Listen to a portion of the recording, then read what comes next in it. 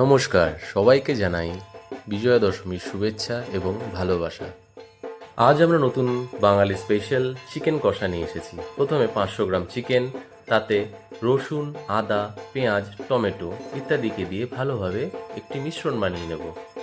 Mixer গ্রাইন্ডারে ভালো করে পেস্টটিকে বানিয়ে নেওয়ার পরে চিকেনে ঢেলে দেবো এবং তাতে হলুদ, নুন, লঙ্কার গুঁড়ো এবং সাথে সর্ষের তেল মিশিয়ে দেবো। এবং হ্যাঁ, ভালো করে ম্যারিনেট করবেন যাতে চিকেনটি সফট হয়ে যায়, টেন্ডার হয় এবং খেতে অনেক স্বাদ হয়। তো এবার বলুন, আপনারা কোথায় কোথায় ঘুরলেন এবং পুজো কেমন কাটলো? আমাদের পুজো তো খুবই ভালো কেটেছে, আশা করি আপনাদেরও ভালো কেটেছে। এবং হ্যাঁ, চিন্তা করবেন না, মা আবার আসবে। এরপর একটি লোহার কড়াইকে ভালো করে গরম করে তাতে জয়ফল, জয়িত্রী, ধনে, জিরে, শাহজিরা, লং, ইলাইচি, দারচিনি সবগুলোকে ভালো করে ভেজে নেব, রোস্ট করে নেব। এবং হ্যাঁ, এটার একটি পাউডার তৈরি করব। বাজার থেকে কিনে খেলে আপনাদের তেমন আসবে না নিশ্চয়ই, বাট এই মশলাটা একবার আপনারা ট্রাই করে নিশ্চয়ই জানাবেন কেমন হলো। পালা হচ্ছে গরম গরম তেলে নুন এবং কাঁচা পেঁয়াজকে ভালো করে আমরা গোল্ডেন ব্রাউন করে ভেজে নেব। এবং হ্যাঁ, তাতে আমরা দেব সেই ম্যারিনেট করে রাখা চিকেনটিকে।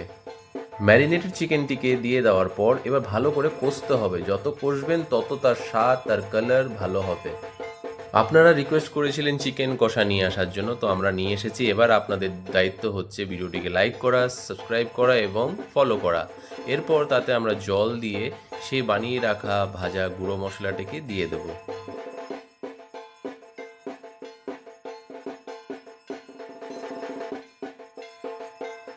বাস হয়ে তৈরি আমাদের কষা মাংসর রেসিপি। এবার ছটপট ভাত নিয়ে বসে পড়ুন লাল লাল ঝাল ঝাল মাংস কষা খাওয়ার জন্য।